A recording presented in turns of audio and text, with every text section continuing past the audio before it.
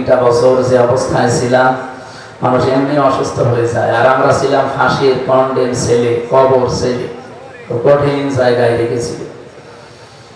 আল্লাহ রাব্বুল আলামিন আগের অবস্থায় আমার শরীরটা যেন আবার, কণ্ঠটা যেন আবার ফিরিয়ে দেন, বলেন আমিন। অন্তত যে মুহূর্তে আমরা কোরআন শুনছি, এই মুহূর্তে বিশ্বের অনেক জায়গায় মুসলমানেরা জুলুম, নির্যাতন, অত্যাচারের শিকার এখনো হচ্ছে, বিশেষ করে আমাদের পাশের প্রতিবেশী রাষ্ট্রে। আল্লাহ রাব্বুল আলামিন তাদেরকেও যেন হেফাজত করেন, বলেন আমিন। সবাইকে নিয়ে মহান মালিকের দরবারে শুকরিয়া জানান, জবান খুলে বলছি আলহামদুলিল্লাহ। দরুদ আর সালাম পড়ছি আমাদের নবী, মানবতার মহান শিক্ষক মুহাম্মদুর রাসূলুল্লাহ সাল্লাল্লাহু আলাইহি ওয়াসাল্লামের প্রতি। আমরা কোরআনে কারিমে ৬৬৬৬টি আয়াত, এটা প্রসিদ্ধ, ৬২৩৬টি আয়াত, এটা বিশুদ্ধ। এর ভেতরে মাত্র একটা আয়াত পড়েছি, সূরা দোহার ৭ নম্বর আয়াত। আজকের আলোচনার বিষয় হেদায়েত কি, হেদায়েত কেন, কিভাবে হেদায়েত কারা পাবে এবং কারা হেদায়েত থেকে বঞ্চিত হবে, এই 4টা বিষয়ের উপরে কথা বলবো ইনশাআল্লাহ। আল্লাহ যেন তৌফিক দান করেন। পৃথিবীর মানুষকে আল্লাহ যা দিয়েছেন, যত দয়া দিয়েছেন মানুষের উপরে, সবচাইতে বড় দয়ার প্রমাণ দিয়েছেন আল্লাহ কোরআন নাযিল করে। এই যে গত যে মাসটা চলে গেল, মাত্র 2 দিনও হয়নি, নাম কি বলেন তো? রমজান। র মিম দোয়া আলিফ নুন, আপনি একবার উচ্চারণ করলে যেহেতু কোরআনে কারিমে আছে 50টা নেকি পাবেন। জবান খুলে বলেন রমজান। পুরা কোরআনের ভেতর আমরা একটা মাসের নাম দিয়েছি, 12টা মাসের নাম আছে, কিন্তু এভাবে রমজান, মুহররম, সফর এভাবে নেই। সূরা তাওবা এসেছে ইন্না ইদ্দাতাশ শুহুরি ইনদাল্লাহি 12 শাহরান ফি কিতাবিল্লাহ ইয়াওমা খালাকাস সামাওয়াতি ওয়াল আরদা ইলা আখির আয়াত। আল্লাহ তাআলা বলেন, আমি আসমান আর জমিন যেদিন তৈরি করি, ওই দিন আমার কিতাবের ভেতরে, আল্লাহর কিতাবের নাম কি? আরো জোরে বলে। এই কোরআনে আল্লাহ 12টা মাসের নাম লিপিবদ্ধ করেছিলেন, কিন্তু নাম বলেন, একটা মাসের নাম বলেছিলেন। আবার বলেন তো কি? শাহরু রমাদান আল্লাযী উনজিলা ফীহিল কুরআন। এই সেই মাস, যার নাম রমজান। এরপরে আল্লাহ দিয়েছেন আল্লাযী উনজিলা ফীহিল কুরআন, যে মাসে নাযিল হয়েছে কি? আপনি এখানে রমজানের সাথে সম্পৃক্ত দেখবেন 4টা জিনিস, রমজান, কোরআন, সিয়াম, তাকওয়া। একটার সাথে আরেকটা মিল করা আছে, সম্পর্কিত করা আছে, একটা বাদ দিলে আরেকটা থাকে না। যেহেতু আমার রমজান কেন্দ্রিক আলোচনা না, আমরা হেদায়েত নিয়ে কথা বলবো ইনশাআল্লাহ। রমজান এসেছিল আমাদেরকে হেদায়েত দেওয়ার জন্য, তাকওয়া অর্জন করার জন্য। হুদাল লিন-নাস, এই কোরআন আমি দিয়েছি মানুষদেরকে হেদায়েত দেওয়ার জন্য। অন্য জায়গায় এসেছে হুদাল লিল মুত্তাকিন, কোরআন এসেছে মুত্তাকিদেরকে হেদায়েত দেওয়ার জন্য। আরেক জায়গায় এসেছে হুদাল লিল মুসলিমিন, কোরআন মুসলমানদেরকে হেদায়েত দেওয়ার জন্য। কথা কয় রকম পেলাম?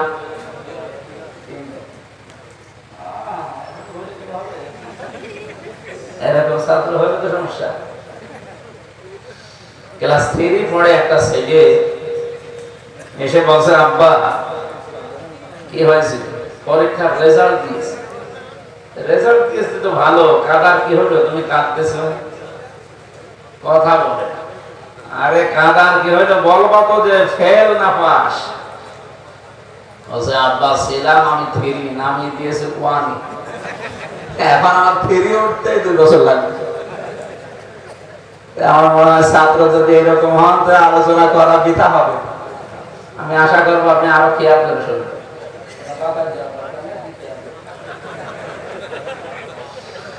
আল্লাহ এখানে কথা কয় রকম পেলাম বলেন তো? আরো জোরে বলেন। আল্লাহর কথা কি এরকম 2 নম্বর 3 নম্বর হয়? আল্লাহ কানা মিন ইনদি গায়রিল্লাহি লাওয়াজাদু ফীহি ইখতিলাফান কাসীরা। সূরা নিসা 82 নম্বর আয়াতের শেষের দিকে আছে। আল্লাহ বলেন, আমার কোরআন আমি এমন ভাবে নাযিল করেছি, হে নবী, আপনি এর ভেতরে একটার সাথে আরেকটা মেলে না, এরকম কোনো কথা পাবেন না। তাহলে এই যে 3 রকম হয়ে গেল, হুদাল লিল মুত্তাকিন, হুদাল লিন নাস, হুদাল লিল মুসলিমিন। জবাব দিয়েছেন ফি জিলালিল কোরআনে সাজ্জাদ কুতুব রাহমাতুল্লাহ আলাইহি। তিনি বলেন আল্লাহ পাকের তিনটা কথাই ঠিক আছে। এই কোরআন থেকে পৃথিবীর সব মানুষ হেদায়েত নিতে পারবে, উপকার নিতে পারবে, কল্যাণ নিতে পারবে, সেই ক্ষমতা কোরআনের নেই। এজন্য জালিকাল কিতাবু লা রাইবা ফি। আপনি এখানে লক্ষ্য করেন কিতাবের আগে আল্লাহ আলিফ লাম দিয়েছেন। আরবি গ্রামার অনুযায়ী আলিফ লামটা নির্দিষ্ট করার জন্য বলা হয়। পৃথিবীতে একটাই মাত্র কিতাব আল্লাহ পাঠিয়েছেন যেটা মানুষকে হেদায়েত দেওয়ার ক্ষমতা রাখে, তার নাম কি? কথা বুঝলেন? এর ব্যাখ্যা একটা হাদিস পেয়েছি আমি যে প্রথমে পড়েছিলাম, এদিকে তাকান। মানিত্তাবাল হুদা বিগাইরিল কোরআন আদাল্লাহুল্লাহ। তিরমিজি শরীফের হাদিস। নবীজি বলেন কোরআন বাদ দিয়ে পৃথিবীতে কেউ যদি হেদায়েত পাওয়ার জন্য কোন জায়গায় ধর্ণা দেয়, ওর নিয়ত যদি ভালো থাকে, আল্লাহ নিজে দায়িত্ব নিয়ে তাকে গোমরা বানিয়ে দেয়। আপনাকে আলহামদুলিল্লাহ বললেন না নাউজুবিল্লাহ?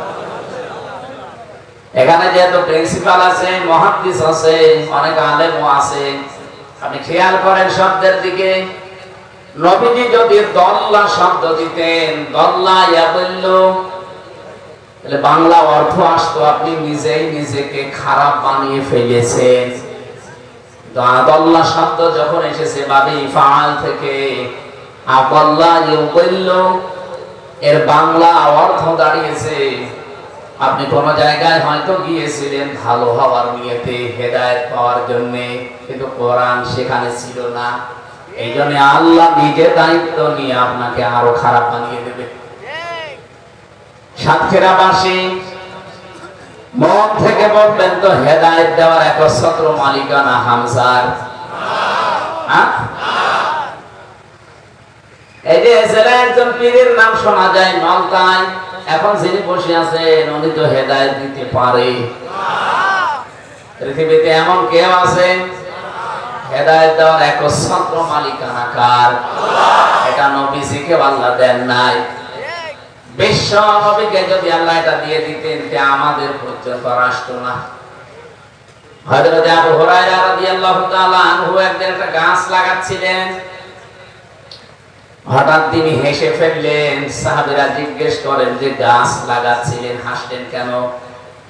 হযরত আবু হুরায়রা বলেন এই কিছুক্ষণ আগে কোরআনে কারীমের সূরা কাসাস 56 নম্বর আয়াত নাযিল হয়েছে, ইন্নাকা লা তাহদি মান আহবাবতা ওয়ালাকিন্নাল্লাহা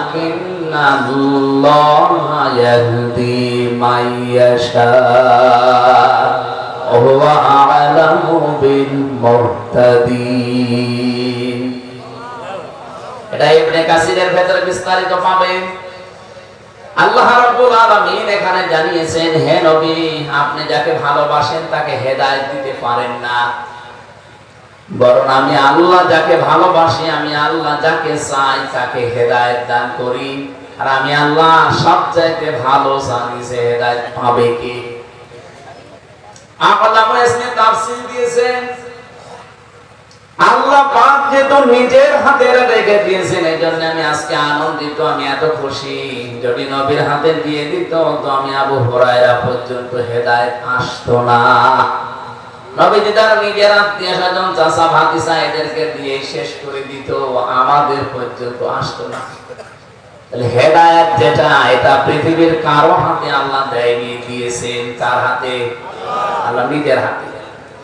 আরে ক্ষমতাটা দিয়েছেন আল্লাহ কোরআনকে। এজন্য দালিকাল কিতাব, কিতাবের আগে আলিফ লাম, এখানে চারটা ব্যাখ্যা পেয়েছি আমি। তার এক নাম্বার ব্যাখ্যা, একচ্ছত্র মালিকানা আল্লাহ কোরআনকে দিয়েছেন, যে কোরআন মানুষকে হেদায়েত দিতে পারে। এখানে তিনটা বর্ণনার প্রথম বর্ণনা হুদাল লিন-নাস, এই কোরআন মানুষের জন্য হেদায়েত, কল্যাণ, পথ নির্দেশিকা। কোরআনে কারীম মানুষদেরকে পথ নির্দেশিকা দিতে পারবে, কল্যাণ দিতে পারবে যারা যতটুকু কোরআন থেকে নিতে পারে। আমি এখান থেকে দুইটা শিক্ষা বের করেছি। এদিকে তাকান ভাই। এই পৃথিবীতে এখন 810 কোটির উপরে মানুষ আছে। সবচাইতে বেশি মানুষ বাস করে খ্রিস্টান ধর্মে। কোন ধর্মে? আপনি একটু খেয়াল করে দেখেন তো, আমেরিকায় গণতন্ত্রের চর্চা হয়, তামাম দুনিয়ায় তারা সবক দেয়, অথচ 220 বছর আর এদিকে প্রায় 16 বছর, 236 বছর চলছে। ওরা কোরআনে কারিমের হেদায়েত গ্রহণ করে না, কিন্তু কোরআন থেকে এতটুকু নিয়েছে যে রাজনৈতিক জীবনে দেখবেন কোরআনের বাইরে রাজনৈতিক জীবনে ওরা কোন সিদ্ধান্ত এই 236 বছরে নেয়নি। আর রাজনৈতিক জীবনে আল্লাহর কোরআন কি জানিয়েছেন? আর রিজালু কাওয়ামুনা আলান নিসা, এই পৃথিবীতে পুরুষ মানুষ হবে নেতা আর মেয়েরা হবে তাদের আজ্ঞাবহ। এই ঘোষণাকার সূরা নিসা 5 নম্বর পারার 2 নম্বর পৃষ্ঠার 11 নম্বর লাইনে 34 নম্বর আয়াতে প্রথম অংশে আছে। আল্লাহ পাক বলেন পুরুষ হবে নেতা, পুরুষ হবে গাইডলাইন দাতা, আর মেয়েরা হবে তাদের আজ্ঞাবহ। এই কথাগুলো যদি আজ 54 বছর আমরা ময়দানে বলতাম, আপনাদের এই আজকের যিনি আয়োজক মুহাদ্দিস আমিরুল ইসলাম বেলালী ভাই, আমি বিশ্ববিদ্যালয়ে যখন ছিলাম ওই সময় থেকে ওনার কথা শুনতাম। আমাদের কুষ্টিয়া, চুয়াডাঙ্গা, মেহেরপুরে উনি বলতেন কোরআনের কথাগুলো যেভাবে বলা দরকার এই স্টেজগুলোতে এভাবে না বলতে বলতে দেশের মানুষের অভ্যাস হয়েছে পুরুষ মানুষ এখন যোগালি আর বউগুলো রাজমিস্ত্রি উল্টিয়ে গেছে। পুরুষ মানুষ অন্তত রাজমিস্ত্রি আর যোগালে যদি সাহায্যকারী কেউ লাগে তত সে হয় হোক।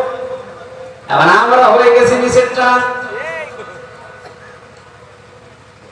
এর ব্যাখ্যা একটা হাদিস পেয়েছি, নবীজি বলেন ক্বালান নবী সাল্লাল্লাহু আলাইহি ওয়াসাল্লাম লা ইউফলিহা কওমুন আল্লাহু আমরুহুম ইমরাতুন, বুখারী শরীফের হাদিস। নবীজি বলেন এই জাতি কখনো সফল হচ্ছে না, হবে না। লা ইউফলিহা, এটা মুজারে, তার আগে লান এসেছে, বর্তমান ভবিষ্যৎ প্রেজেন্ট ফিউচার।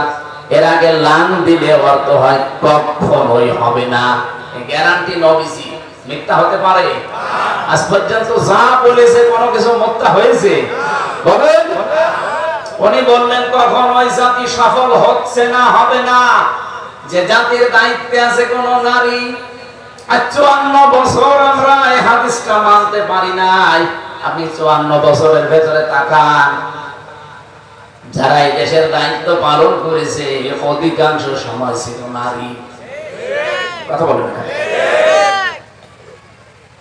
এটা যেহেতু রাজনৈতিক অনুষ্ঠান শুধু না, এটা তাফসীর মাহফিল। কোরআন আর হাদিস থেকে যা বলছি মেনে নিন, কাজে লাগবে। ওরা গণতন্ত্রের বলি ছড়ায়, তামাম দুনিয়ার মানুষকে শিক্ষা দিয়ে বেড়ায়, অথচ আজ পর্যন্ত রাজনৈতিক জীবনের দিকে তাকান, তারা এখনো পর্যন্ত এই 236 বছরের ইতিহাসে আজও কোন নারীকে তারা প্রধানমন্ত্রী বানায়নি। বানিয়েছে ডোনাল্ড ট্রাম্পের মতো একটা, যাই হোক, এইরকম মানুষকে তারা ভোট দিয়ে প্রধানমন্ত্রী বানিয়েছে। কিন্তু কমলা হ্যারিসের মতো একটা শিক্ষিতা মহিলা, তাকে কিন্তু দায়িত্ব দেয়নি। ওরা জাতে মাতাল হলো, তাহলে ঠিক আছে, আর আমরা জাতেও মাতাল, তাহলেও মাতাল। সুতরাং এই মাতলামি করা যাবে না। সামনে থেকে কোরআনের হেদায়েত ওরা নিয়ে দেখেন আজ দাঁড়িয়ে গেছে পৃথিবীতে। আমরা 54 বছরও দাঁড়াতে পারলাম না। মালয়েশিয়া ছিলাম কয়েকদিন আগে, ওরা 2004 সাল থেকে ওরা দাঁড়িয়ে গেছে। ওরা জানেই দেয় অন্তত পুরুষ মানুষ হোক।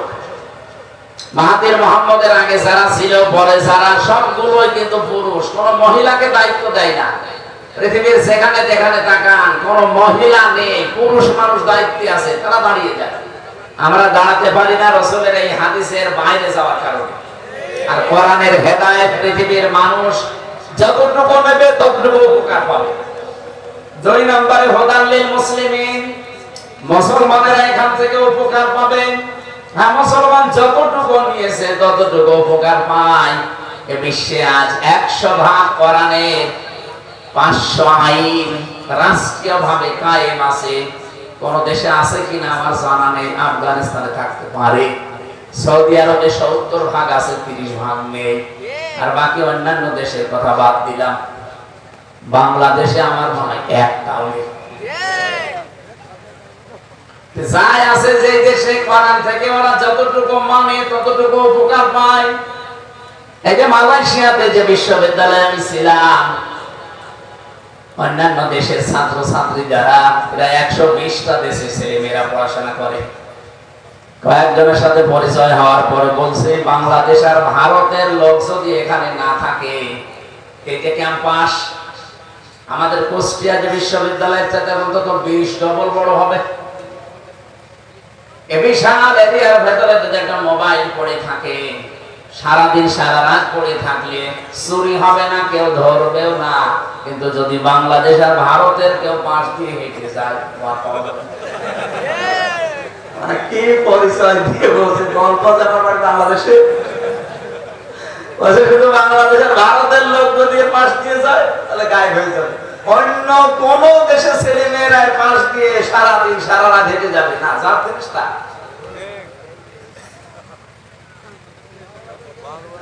মুসলমানেরা এখন যতটুকু নিয়েছে কোরআন থেকে হেদায়েত, ততটুকু উপকার কল্যাণ পায়। 3 নম্বরে সবচেয়ে বেশি কল্যাণ উপকার পাবে কোরআন থেকে, বেশি হেদায়েত লাভ করার যোগ্য হবে তারা হুদাল লিল মুত্তাকিন, যারা মুত্তাকি। কি এখানে হুদান শব্দটা হাদিন ইসমে ফাইল, ইসমে ফাইল থেকে যদি আসে ইফরাদ মানা ইসমে ফাইল, ইসমে ফাইল অর্থ দেয় যে 4টা বিষয় আমি আয়াতের ভেতরে নোট করতে পেরেছিলাম তাফসীর থেকে। মুত্তাকিদেরকে আল্লাহ কোরআনের মাধ্যমে হেদায়েত দান করবে। এখন মুত্তাকি যদি আপনি না হতে পারেন, পরিপূর্ণ কোরআনের হেদায়েত আপনার দ্বারা পাওয়া সম্ভব না। মুত্তাকি কাকে বলে? হেদায়েত পেয়ে মানুষে মুত্তাকি হবে। মুত্তাকি কাকে বলে? যে চলে গেল রমজান আমরা মুত্তাকি হওয়ার জন্য পেয়েছিলাম, কিন্তু হতে পারিনি। কারণ 4টা বিষয় যদি কেউ না মানে, সে কোরআন থেকে হেদায়েত নিয়ে মুত্তাকি হতে পারবে না। এদিকে তাকান, এতদিন যেভাবে শুনেছেন ওইভাবে না। তাকওয়া 4টা জিনিসকে বলা হয়। আমার মতো জুব্বা গায়ে দিলে, সুন্দর টুপি মাথায় দিয়ে, হাতে কোরআন শরীফ নিয়ে, তাসবিহ নিয়ে, পাগড়ি মাথায় দিয়ে আসলে মুত্তাকি হয়ে যাবে। এটা হচ্ছে লিবাসুল উলামা বলা হয়। আমরা শুধু লিবাস কেন্দ্রিক মুত্তাকি বুঝি বাংলাদেশ, ভারত আর পাকিস্তানে। কিন্তু তাকওয়া যেটা অর্জন করার জন্য 4টা বিষয় মাস্ট বি, লাগবে। 1 নাম্বার আল খাউফু মিনাল জালিল, আল্লাহকে যেভাবে না দেখে আপনি বিশ্বাস করেন, ওইভাবে না দেখে ভয় করা লাগবে।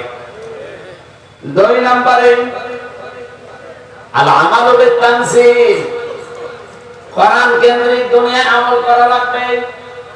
ও সাতক্ষীরাবাসী আর একটু খেয়াল করে বলেন তো, কোরআনের আমল কয়টা? 500। কয়টা? এখানে শুধু আমার মনে হয় আলেমরা ছাড়া আমরা যারা আছি 500 না 5টাও বলতে পারবো না। অথচ কোরআনের আমল যদি আপনি করেন, আপনি মুত্তাকি হবেন। এর নাম তাকওয়া।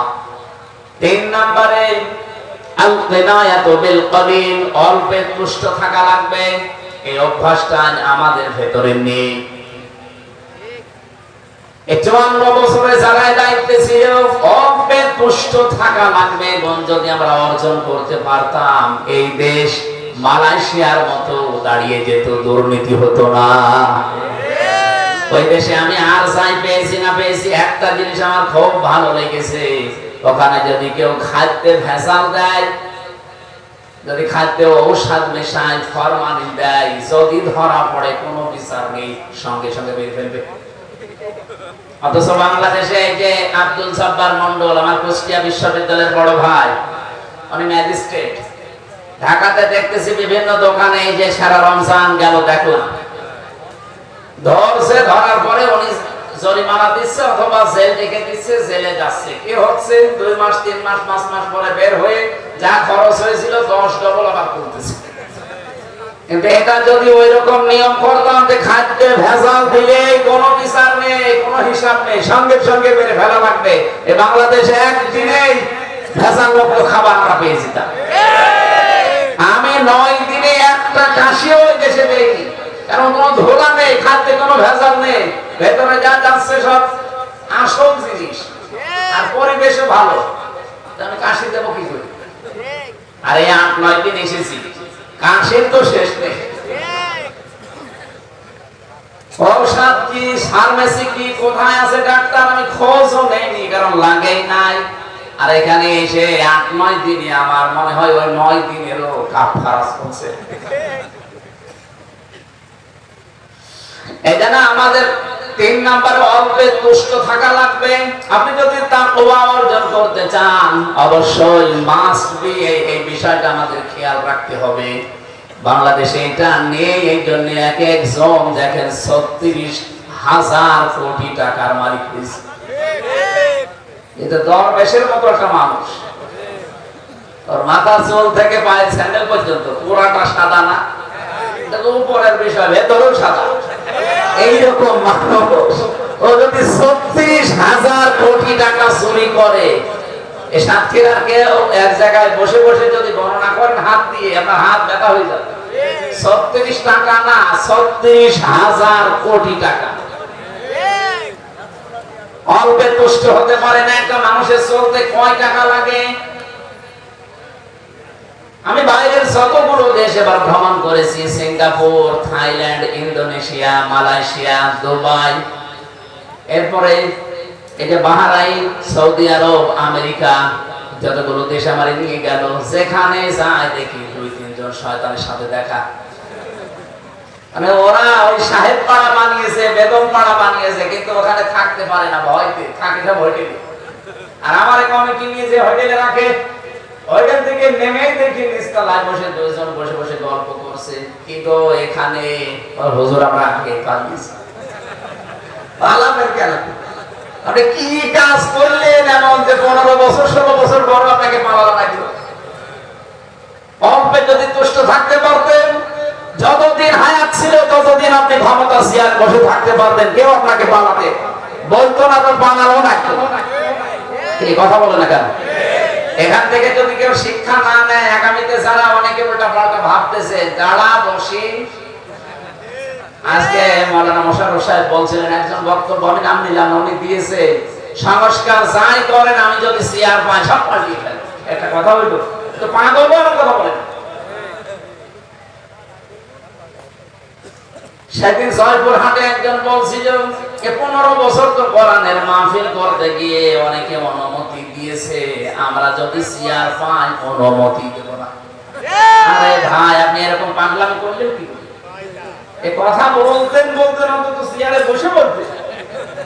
যা বলে দিলেন দেশের মানুষ তো সব বুঝে ফেলেছে যে আপনি কি করবে। একজনের শুনলাম 620টা বাড়ি, সে বাড়ি আপনার লাগে কত? 620টা বাড়ি বানিয়েছেন, অথচ একটা বাড়িতেও তো এখন থাকতে পারেন না, থাকেন হোটেলে। আমার মনে হয় 7 মাস যদি থাকতে পারতো আরো 120টা বানিয়ে ফেলতো। এক কথা বলেন না? এখানে তাকওয়া অর্জন করতে হলে যে যা করছে করুক, অন্তত আমরা অল্পে তুষ্ট থাকা লাগবে, এই মন মানসিকতা তৈরি করেন। 4 নম্বরে আখিরাতের পুঁজি তৈরি করার জন্য সচেষ্ট থাকতে হবে। কি কথা বুঝতেছে? আমি যে এখন ইজ্জত বন্ধ হয়ে যায়, এখনই যদি আল্লাহর নবীর সামনে অথবা মহান আল্লাহর সামনে আমাকে দাঁড় করানো হয়, আমার যে জীবন আমি পার করলাম এটা নিয়ে বিশাল জীবন পার হওয়া যাবে তো? এই টেন্ডেন্সি যতদিন পর্যন্ত মানুষের ভেতরে বদ্ধমূল না হবে 100 ভাগ, ওই মানুষের জীবন পরিচ্ছন্ন হওয়া আত্মাকে মুত্তাকি হওয়া সম্ভব না। খলিফাতুল মুসলিমিন হযরত ওমর রাদিয়াল্লাহু তাআলা আনহু তিনি হিসাব করছিলেন। হঠাৎ করে দেশের প্রধান বিচারপতি হযরতে আলী রাদিয়াল্লাহু তাআলা আনহু আসলেন তার দরবারে। সালাম দেওয়ার পরে হযরতে খলিফা জিজ্ঞাসা করে, প্রধান বিচারপতি সাহেব, আপনি এসেছেন নিজের ব্যক্তিগত কোনো কাজে নাকি রাষ্ট্রের কাজে? যেহেতু আমি দেশের প্রেসিডেন্ট আর আপনি দেশের প্রধান বিচারপতি, তাহলে অবশ্যই রাষ্ট্রের কোনো কাজে আসবেন। হযরতে আলী ডাক দিয়ে বলে, খলিফা না, আমি এসেছি আমার পারিবারিক একটা জিনিসের সমাধান দেওয়ার জন্য। হযরত ওমর যে হিসাব করছিলেন সঙ্গে সঙ্গে বাতিটা লিভিয়ে দিলেন। মনের ভেতরে একটু দুঃখ লেগেছে প্রধান বিচারপতির, কি আমি দেশের প্রধান দায়িত্বে আছি, আমি এসেছি এই দেশের রাষ্ট্রপ্রধানের কাছে, উনি আমার সম্মানে বাকি যা ছিল আরো চালিয়ে দেবে না, যেটা জ্বালানো ছিল ওটাও লিভিয়ে দিল আমার মুখের উপর, আমার সরাসরি অপমান। হযরত ওমর বিষয়টা টের পেয়ে বললেন, প্রধান বিচারপতি আলী, আমি কিন্তু প্রথমে আপনাকে জিজ্ঞাসা করেছিলাম যে আপনি এসেছেন রাষ্ট্রের কাজে না ব্যক্তিগত কাজে? আপনি নিজেই বললেন যে আমি ব্যক্তিগত কাজে এসেছি। আমি তো হিসাব করছিলাম রাষ্ট্রের, জনগণের টাকায় দিয়ে এই যে তেল কেনা, এটা আমি জনগণের হিসাব করছিলাম। আপনি এসেছেন আপনার পারিবারিক জীবনের বিষয় নিয়ে কথা বলতে। আমি যদি এখন জনগণের এই টাকা দিয়ে কেনা তেল পোড়াতেই থাকি আর আপনার সাথে পারিবারিক জীবন নিয়ে কথা বলি, এটা তো আমানতের খেয়ানত হয়ে যাবে। কিয়ামতের দিন আমি ধরা খেয়ে যাব। হযরত ওমর বলেন, হযরতে আলী বলেন, কথা শোনার পরে ওমরের প্রতি যে রাগ ছিল, রাগ তো মিটে গেছে, শ্রদ্ধা ভক্তি আমার আরো বেড়ে গেল।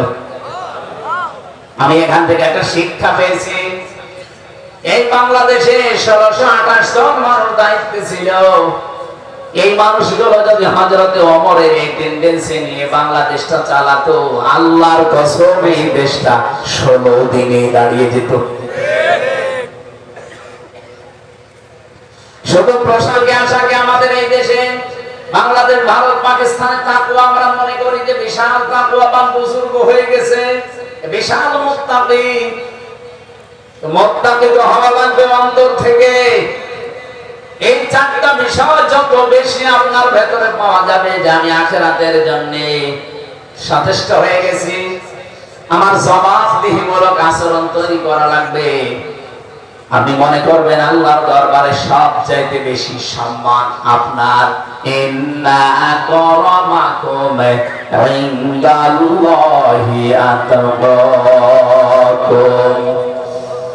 তার জীবনীতে পড়ছিলাম, এই যে আখিরাতের পুঁজি তৈরি করা, রাসূলের সামনে নিজের জীবন, আল্লাহর সামনে নিজের জীবন,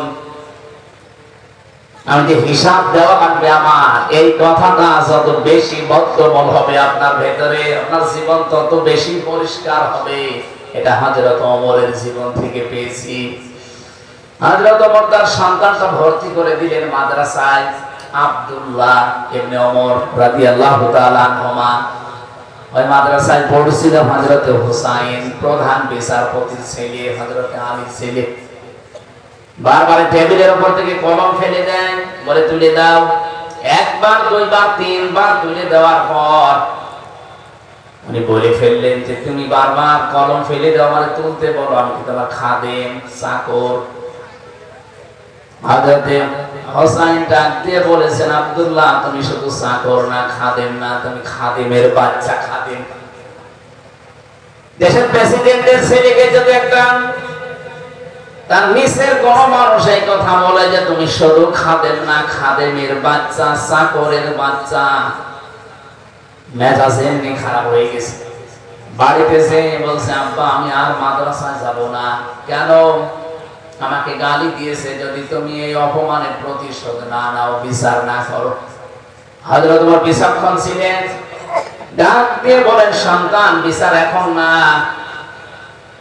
জমার দিন হাজারো মানুষ আসবে, ওই দিন সবার সামনে বিচার হবে। তিনি জমার খুতবা দিচ্ছিলেন, হঠাৎ দাঁড়িয়ে বললেন, এখানে হোসাইন আছে? বলে হ্যাঁ, সামনে আসো। তুমি আমার সন্তান আব্দুল্লাহকে খাদেমের বাড়ি